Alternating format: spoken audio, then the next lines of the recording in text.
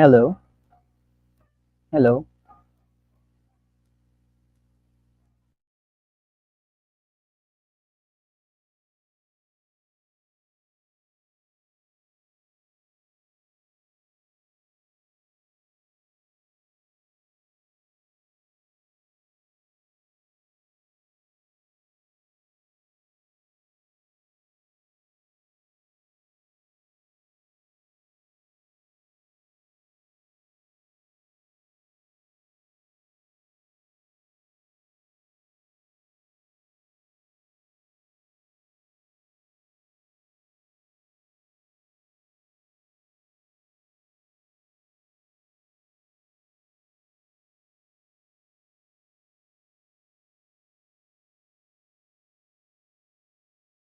Hello everyone. So while waiting for your other classmates or your yes, other students.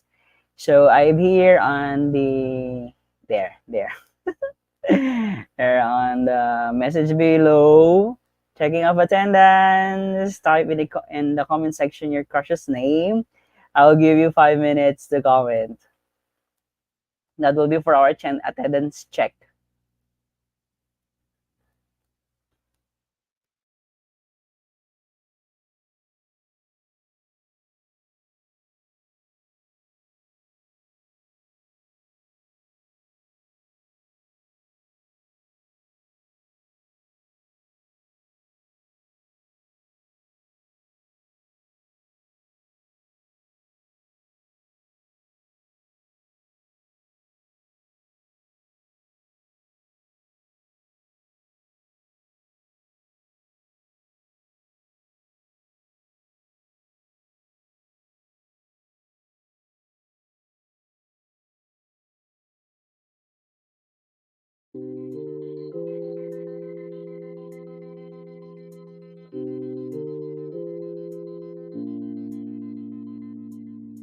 Hello, we'll wait lang muna sa iba pang kaklase niyo, ha?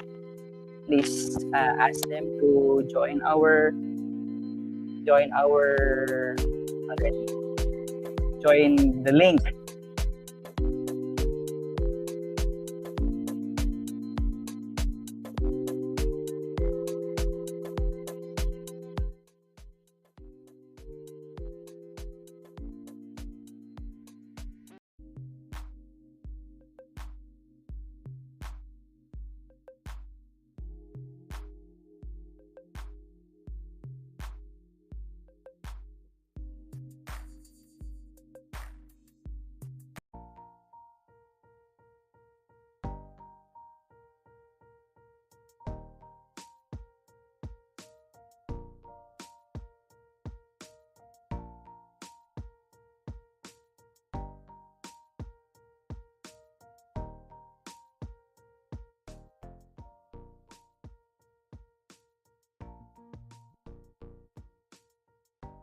No attendance yet?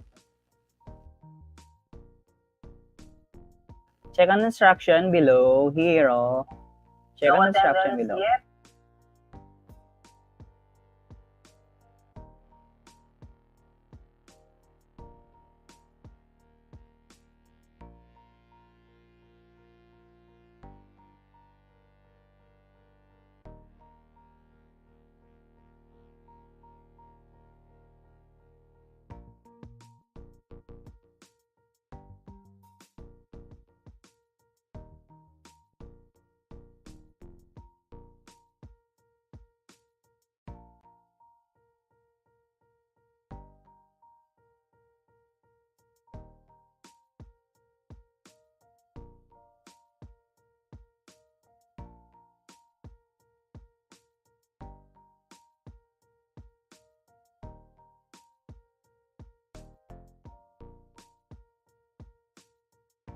We have 8, 12.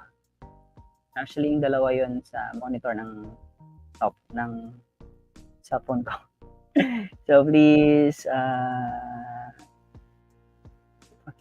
call na rin po sila para makapag-start na tayo. Para hindi naman siya tagalan.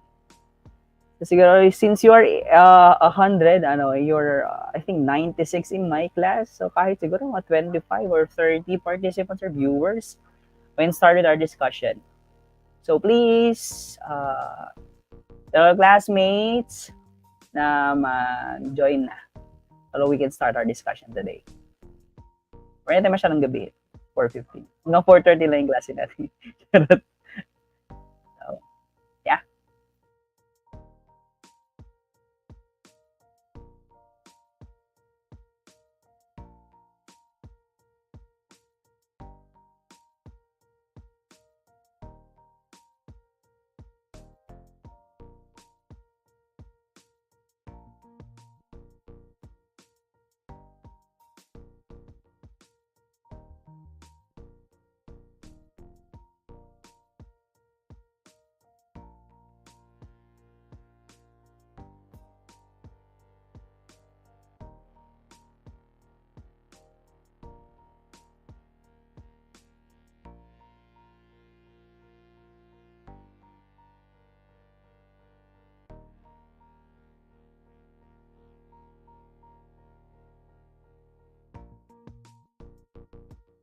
And of course, don't forget later on kapag nag-discuss na tayo, don't forget na screenshot ng lesson while you are listening.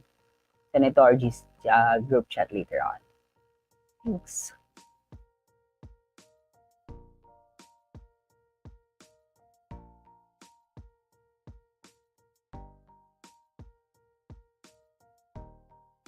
Apakatapang naman, Miss Laika Maylongboy. Hello, Laika.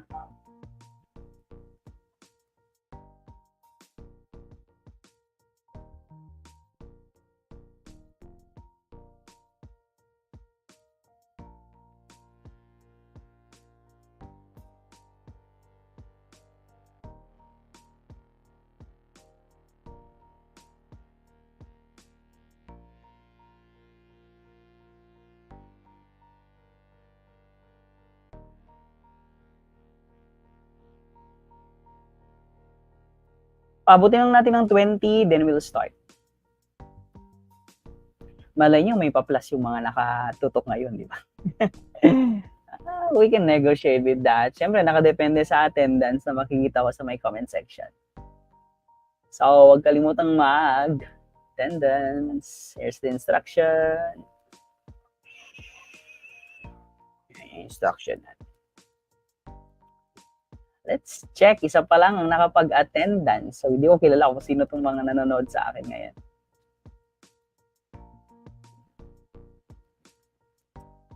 Ten minutes na po tayong naghihintay. So, please, kahit mga 20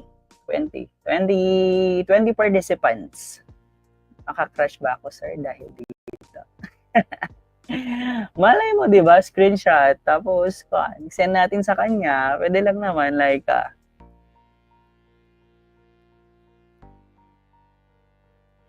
na-stress ng ating banks. Kakahintay ng ating mga kasama for our lesson. 16. Apat na lang. Actually, yung dalawang monitor nga sa akin yan eh. So, 14 lang nakakuha. Mark, 12 Demeter. Hello, Angel.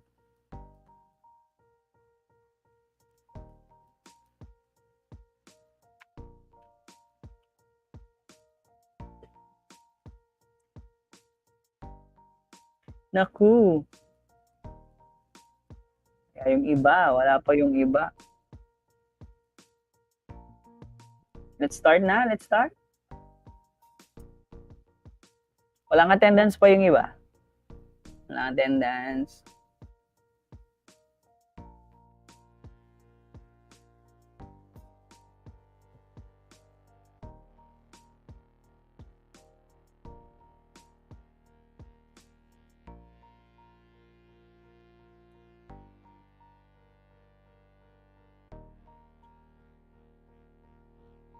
Na. Chat nyo na sila para madali lang tayong matapos, guys. Hindi masyadong magtagal.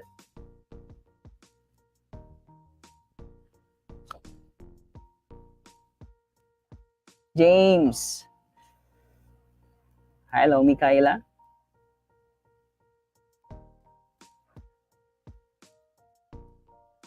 Gian. Hello, Charlene.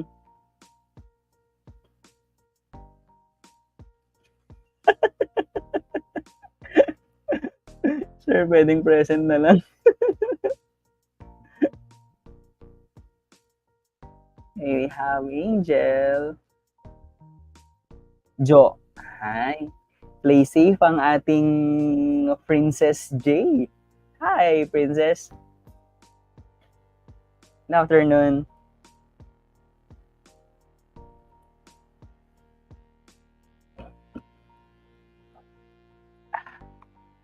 Nangangasim tayo ngayon, guys. So, pakibilisan. Sir, wala yung comments, sir. Sa live chat kasi. Okay, sige. Siguro, will pon. Sir, ikaw na lang. No choice ba? No choice ba, Benedict? Anyway, sige. So, I guess we can just start now. Okay, so let's start. Am I heard? Is my audio clear? Please comment on the comment section if I'm being heard. So that we can start.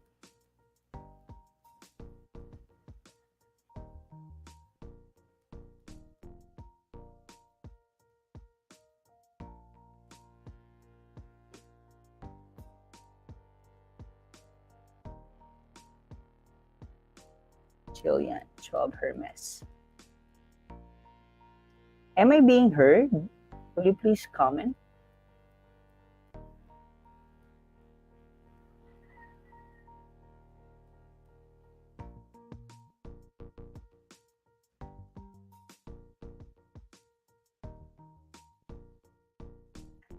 Shalan. Am I being heard? Di niya naririnig? Di niya naririnig? Please comment yes if you can hear me.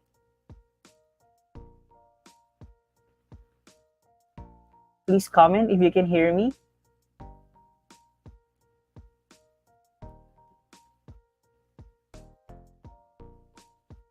Yes, rinig. Alright, so thank you, Lorraine Isabel.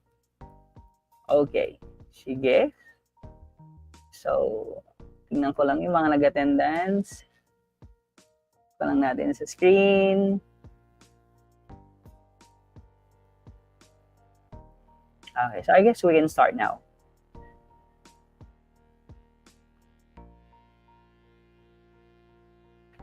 Alright, so let's start.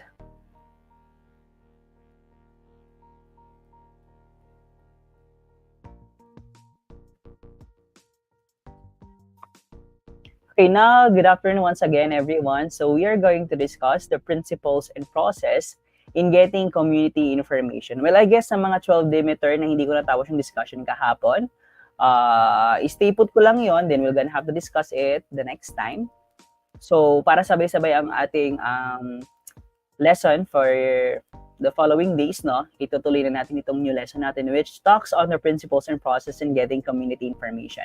So for this topic, you're expected later on as we start with discussion, we are going to start you're expected rather to have a community action plan. You're going to make your own community action plan. Okay? So to start with, let's try to have a short activity. And what I'm going to do is to read the statements on the table below. Then you just type your answer. If you think the statement is correct, just type on the comment section true. And if you think the statement is incorrect, then you type in false. Okay? So here's the first question. Community members have a greater capacity to map, model, quantify, and estimate community data than outsiders. Once again, community members have a greater capacity to map, model, quantify, and estimate community data than outsiders. What's your answer? Is it true or false?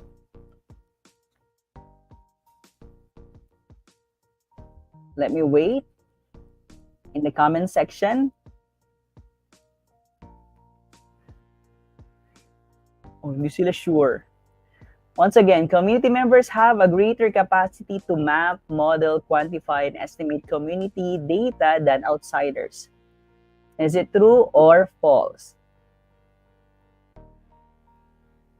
The answer is correct, Clarence. The correct answer is true. Let's try to find out later on why the answer is true. Number 2, reversal of learning is the process of being open and learning from the people in the community directly on the site and face to face.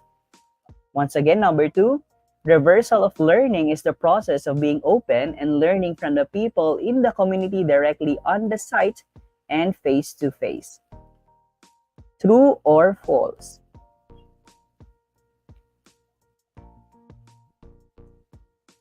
What could be the answer? Reversal of learning is the process of being open and learning from the people in the community directly on the site and face to face. True na naman kaya ang answer?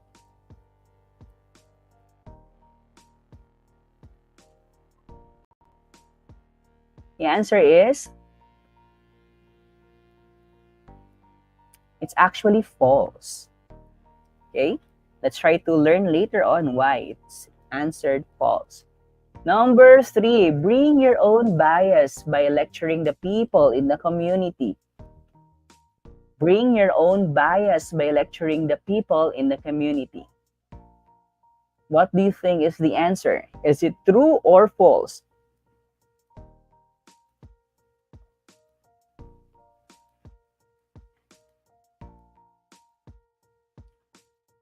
Bring your own bias by lecturing the people in the community. Is it true or false?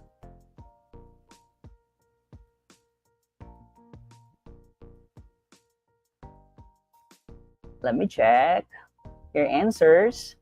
Actually, Princess J answered false a while back. Number 2. Number 3.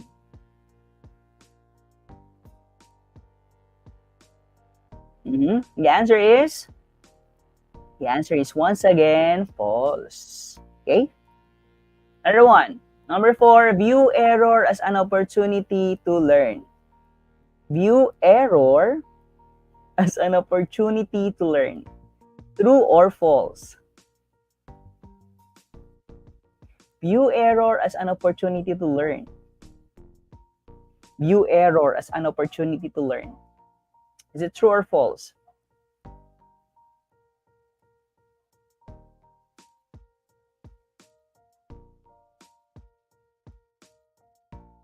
Yes, actually, the answer is true.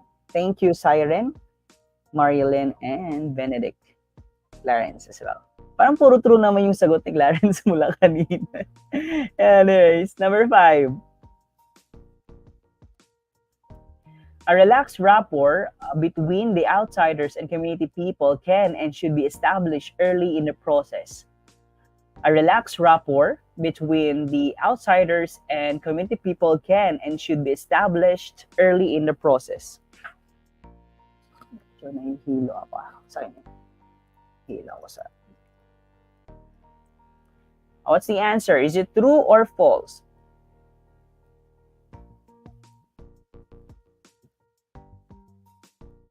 The answer is...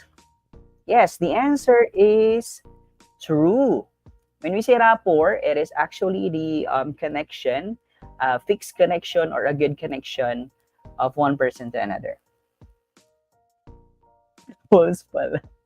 And number 6, this is the right sequencing of the activities.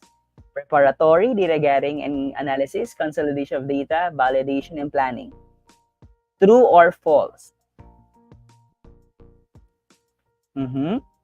What's your answer? Is it true or false?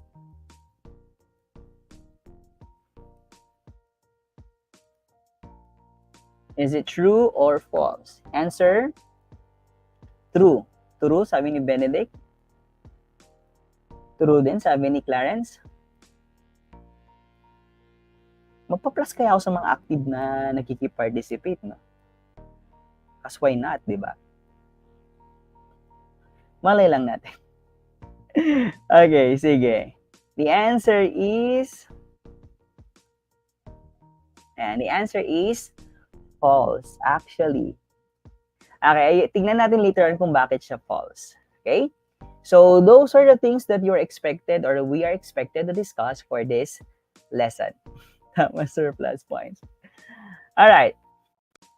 So, let's answer first this processing question. So, what do you think or what did you realize after the exercise or the short activity about answering the questions? Do you think you are now ready to go to the community and collect information? Sinang nakarami? Sinang hindi? Okay, type in your answer. If you think you're not ready to go. Why? Why do you think you're ready to go? Okay? So actually, those questions a while back has something to do with our lesson today, and that is on how to collect information from the community. All right. So what is a community profile? So before we proceed with different strategies on how to collect information from the community, let's try to know first what is a community profile. So when we say community profile, it is a comprehensive description of the needs of a population that is defined or defines itself as a community and the resources that exist within the community carried out with the active involvement of the community itself for the purpose of developing an action plan or other means of improving the quality of life of the community. So if you're going to check on this, and there's a community profile, take note of the bold letters or bold words here, comprehensive description of the needs of a population. All right. So what you're going to do after this one is, of course, to get a community profile. So you are expected to have a brief or a comprehensive description of the needs of a certain population. Population here are referring to the community. Okay? Referring to community and the resources that exist in those places. So i-quantify natin later on kasi if these resources can cover up the needs of the community or not. Okay? Okay? So, carried out with the active involvement of the community itself, of course, hindi natin makukuha whether, hindi natin mababalidate whether these needs or these resources are valid if there is no active involvement from the community itself. Okay? So, we get this profile. We're trying to get this profile to have this profile for the purpose of developing an action plan or other means of improving the quality of life of the community. So that is the very purpose of why we are making a community profile. Okay? So now, here are the different elements of a community. Do you believe on that one?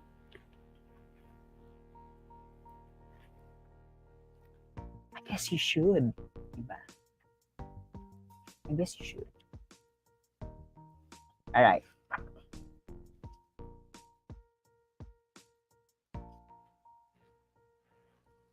Okay, now, to be able to come up with a more comprehensive community profile, no? Researchers or community agents or of change or community organizers have to investigate the different elements of community. And these are the different elements of the community. Number one, it is actually suggested by Christakopoulos et al.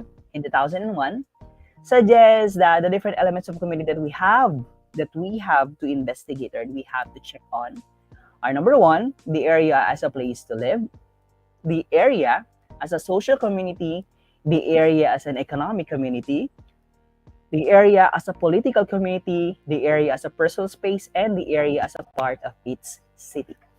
Okay? So let's try to find out what are these elements, what these elements talk about. Okay? So when we say the area as a place to live, this includes the quality of the physical environment and the people's attitudes towards living there. How do they see their place as a place to live? Okay, what are the quality of the physical things that can be found there? Are there too many houses? Are there stores? Are there buildings there?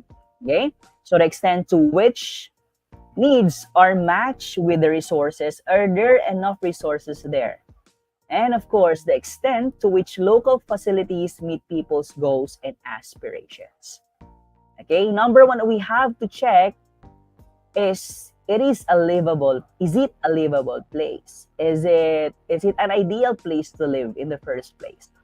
So alamin natin what are the resources available, what are the buildings available, what are the you know what are the facilities available? Does it answer the needs of the people? Is it enough for the people who lives there? So that's number one that we have to check if the area is a place to live. Another element of a community that we have to discuss too is the area as a social community, which includes residents' involvement in the social life of the community. Okay? Are the people in the said community socialize with other people? Do they create a good relationship with other people? Okay? The extent to which the community is supportive, is there a formal and informal networks there? All right. Supportive ba sila? When there is a project, are the people who lives there supports the project? Do they give their 100% support to the project? So we have to check, no? You have to check if that area or that community is good, has a good social community. Do the people talk with each other? Do they have a good relationship with each other? So yun yung focus niya. So you have to check whether the community has that. Another one or another element that you have to understand as well, no? You have to investigate if, okay, in the sense that the area as an economic community.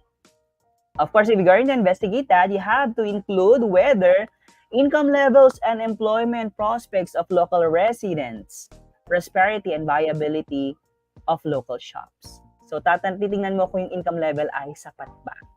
Kumikita ba ang tao dun sa lugar na yon? Is there enough work in the first place? Okay? Or kailangan ba nilang pumunta sa ibang lugar? Social lugar. Sa ibang lugar, just to check, no, kung may trabaho sila or may source sila of income. So, alamin nyo later on. If what's the status of the place when it comes to economic, as an economic community. Okay? May mga local shops bang available? Another one, number 4 is the area as a political community. Of course, this includes systems and structures of political representation, and the local area management. Is the place being managed well by the local government unit, by the barangay captain, the kagawads, and even the municipality, the municipal mayor, the sangguniang bayan members, and with the governors, something like that. Okay? What is the status of the political community of that place?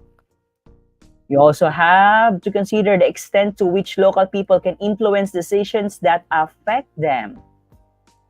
Paano sila in their decision making, how are they being influenced?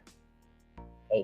Pag sinabi na ba ni Kapitan na ganito, they would agree, or will they disagree, or will they raise their questions or concerns about that? Okay. The degree of involvement in local decision making also is being checked here, and you also have to check the participation in community organizations.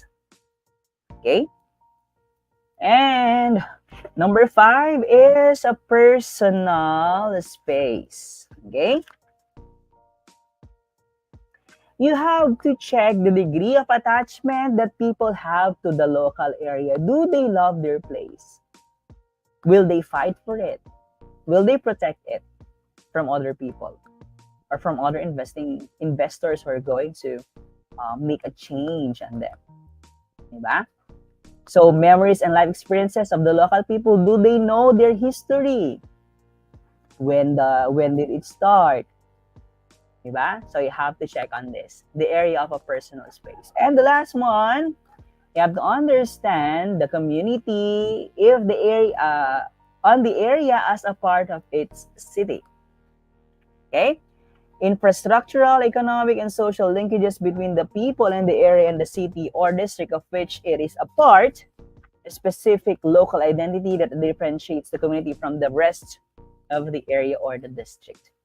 Papasok dito kung anong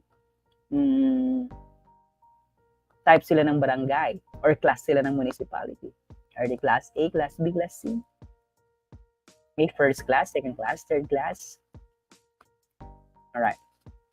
Dahil dito sa atin, I guess Etiaga is a first class municipality here in Isabela. How is it? How is the community as part of its city? Are they being taken care of? Is a certain barangay being taken care of? Okay? So those are the things that you have to know. You have to consider if you're going to do a community profile later on. Alright, so once again, these are the 6 elements of community that you have to check or investigate according to, this is according, sorry, I wasn't able to include it in the lesson now. That is according to Krista Copulo. Sorry, I'm not sure of the right pronunciation of its name. Okay, so let's have the process of collecting community information is like community information or creating community profile is not an easy task. Always remember that it really involves a lot of effort, and you have to consider many things. There are certain principles that researchers or community change agents must take into consideration, and you have to, ikaw mismo as a person, you have to. Good afternoon, Harry. Thank you for joining our class. Yes, Harry is one of my previous students. Sorry, I got distracted. Okay, so you have to consider many things because as what I've said a while back now, it's not an easy task. It's not an easy thing to collect community information. Okay, so full sensitivity and care must be observed during the whole process of information collection because there are information that should be kept private and it should not be posted or given in public. Okay, so respect must be accorded to the people. So it must be given. Respect must be given to the people, the place, the culture, the physical settings, and the environment. Right? So the principles discussed in this section were derived actually from the participatory rural appraisal method, which is from a more community-based perspective. All right. So adopted from the manual of the State Barangay Level Productivity Systems Assessment and Planning Methodology of the Philippine Partnership for the Development of Human Resources are some guiding principles that may serve as reminders in understanding or appreciating a community. Right? So they may serve as reminders in understanding or appreciating a community. So here are what happened. My gosh. I guess we have a problem.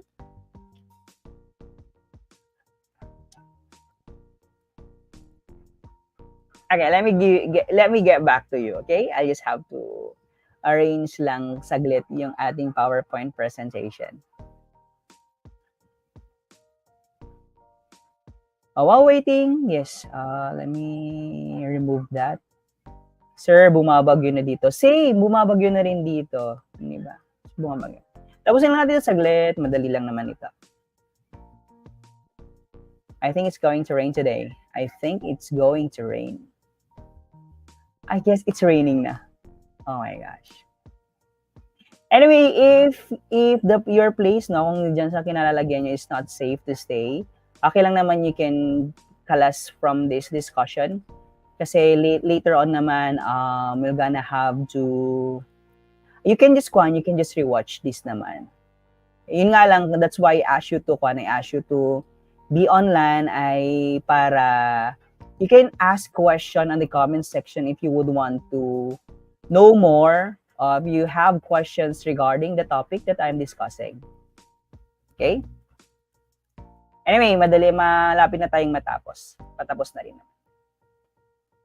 Okay, so, yeah. Nasa ibang bansa ata ako, walang ulan. 11% sorrowfully. Okay. So, as what I'm saying a while back now, let's try to deal with these guiding principles, though, that may serve as our reminder in understanding or appreciating a community. Okay? So, we have here 1, 2, 3, 4, 5, and 6. You have the offsetting biases, a reversal of learning, learning rapidly and progressively, local facilitating, self-critical awareness and responsibility, and sharing of information and ideas. Okay. So, let's have first the first principle. Offsetting biases. Pag sinabing offset biases, no? We must set an atmosphere of being relaxed. We should not be dealing with biases that we have. Okay, do not rush. And put the collection process in its right perspective. Hindi yung gusto mo lang, hindi yung dahil trip mo lang. Okay? You put the collection process in its right perspective. What is the aim of you doing the community profiling? Okay? You are in that community because you want to know the community. Take note of that. You have to listen to the people and seek out what the people, especially the poor, have to say. Kasi nga, you are doing this to help them solve the problem. Okay? So you are not in the community to lecture or to impose what you know. But you are there because you have to listen to their concerns and their priorities of the people and not your priority. Okay? Next one, you have to have a reversal of learning. So you have to change your perspective from being a know-it-all to being a community learner. When you do kasi, this principle talks on, if you're going to profile a community, it means you have zero knowledge about it. Okay? So dapat, kapag pumunta ka doon, you're not preaching anything yet, but rather, you're trying to learn about that community. So you have to be open and learning from the people from your face-to-face encounter with them. You have to talk to them. You have to embrace, not literally embrace, but rather you have to listen to what they want to say, to what are their stories, what are their problems, what are their issues, what are their achievements. Okay, the process requires that you go to the site and get to know the people and gain from the local physical, technical, and social knowledge that they have. And you have to create a meaningful encounter with the people. Papunta na po kasi tayo sa action plan, no? Action plan making. So, binibigyan ko ngayon ng iba't ibang principles that you have to consider pag nagkaroon na kayong community profiling. Okay? Another one is learning rapidly and progressively. Okay. So this involves a conscious exploration of many possibilities in terms of methodologies and processes.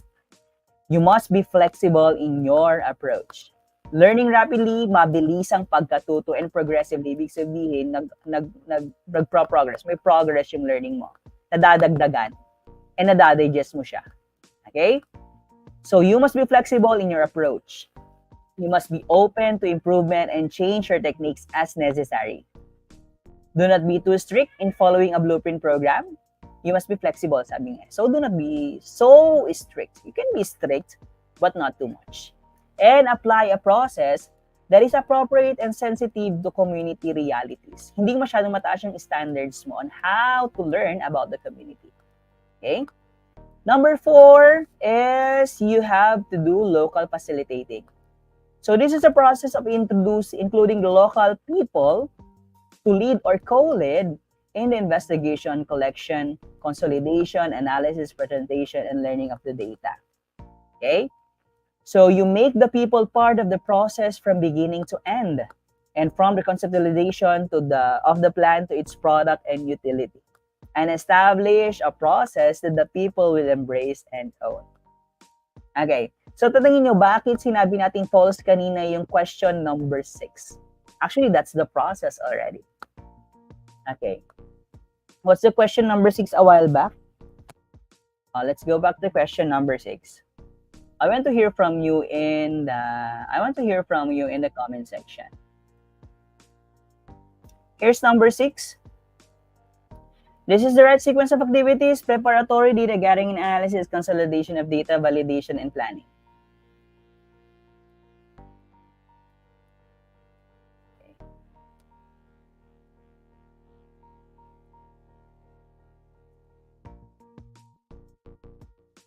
All right. So going back medyo time na pala 4:50 na pala, sorry. Let's learn more. Okay? Let's learn more. In local facilitating, okay? So always remember that this process including the local people, no? And you have to establish that the people will embrace and own. Okay? So from the conceptualization of the plant, its product and utility, you have to involve them. At least they must be informed of what is the status. Okay? Another principle to be considered is self-critical awareness and responsibility. So this refers to the continuing examination of behavior among the outsider facilitators. Because of course, you have to involve outsiders here. No? It entails a process of check and balance and learning from mistakes. Tama yung sagot nyo kanina. Take an opportunity to learn from our mistakes. And accept responsibility rather than sticking to a rigid set of rules. So you must be accountable if there are mistakes that gonna happen, no? You have to be accountable on what you are doing. You have to accept responsibility. Because actually you're collecting information and you must be keeping this information privately and with full sensitivity. Okay? And the last one is sharing of information and ideas. Establish a space for sharing information and ideas between the people in the community and the facilitators, as well as between different facilitators. And create a venue for dialogue. Hindi yung venue na magre-rent kayo ng venue, not like that. Okay? So when you create a venue for dialogue, you have to start a dialogue with them. You have to give them or to share information and ideas about them of a certain of the profiling process. How did it end? What are the results? So you have to share it to them. All right. So those are the 6 principles that we have to consider. Those are the 6 principles that will serve as a reminder for everyone. All right. So a short reminder lang, no? A reminder, you have to observe sensibly, listen to the voices of the community, dialogue with the people, and be sensitive. So look at people's actions. This is a reminder, kapag nagkandang na kayo ng profiling. Look at people's actions, words, facial and body expressions, and the environment. You must be observant of what's happening around the place. Okay, its typography, the people, kind of houses they have, the income, okay, how they treat you, how they talk to other people as well. So those are things you have to you observe sensibly. Make sense of everything that you can observe. Okay? So listen to the voices of the community. Hear what they are saying and what they are not saying. Parang ganito lang na, sa klase, di ba? As a teacher, it's our responsibility to hear what our students want to say and hear what they are not saying.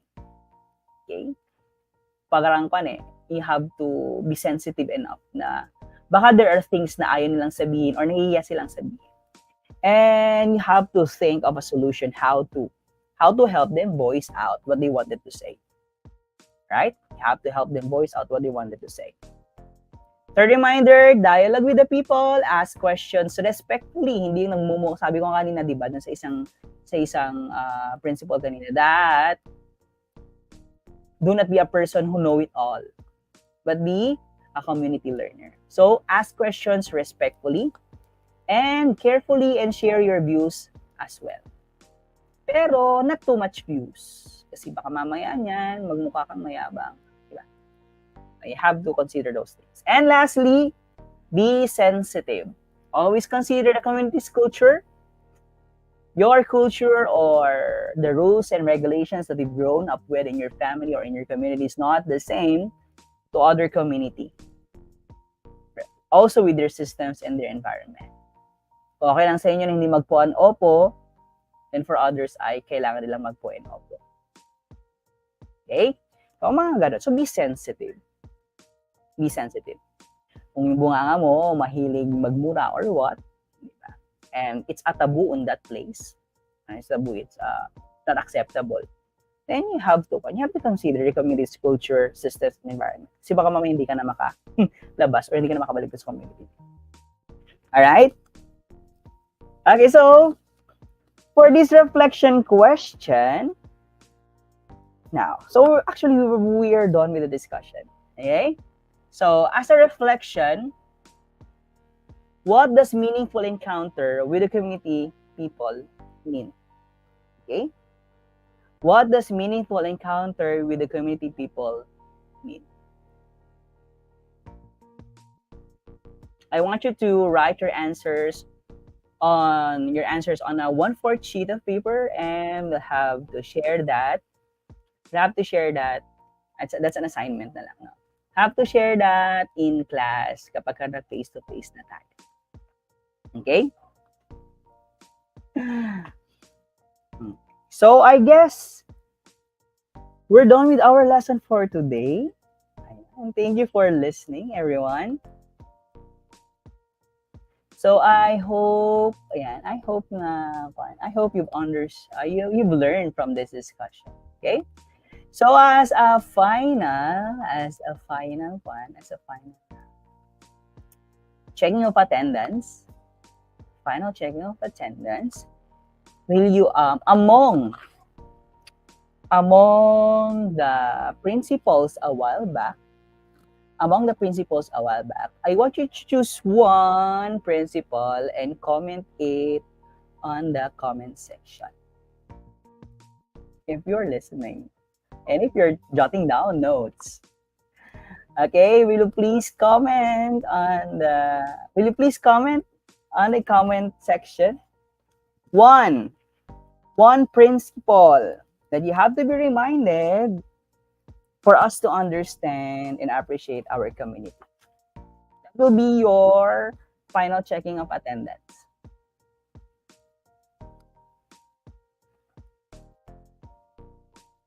Come on, guys.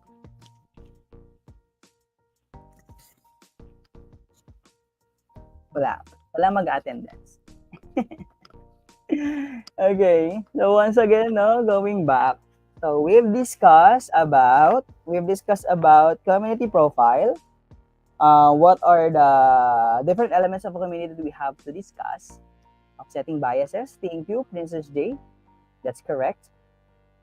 Syempre, kokopyahin na nila yan. Ayan. The area is part of its city, of course, that's part of the elements of community we have to discuss. Thank you, Mikaela, for listening. Any other viewers? Nawala na sila. Nag-jot down na sila. Okay, sige. May plus na lang sa akin si Princess D at saka si Mikaela because they answered the question. Wala lang mag-answer.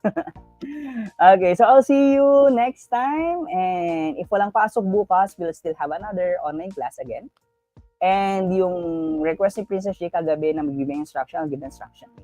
Okay, but for now, medyo makulimlim sa labas. Still, be safe and take care always. Bye, everyone. Bye. Ingat.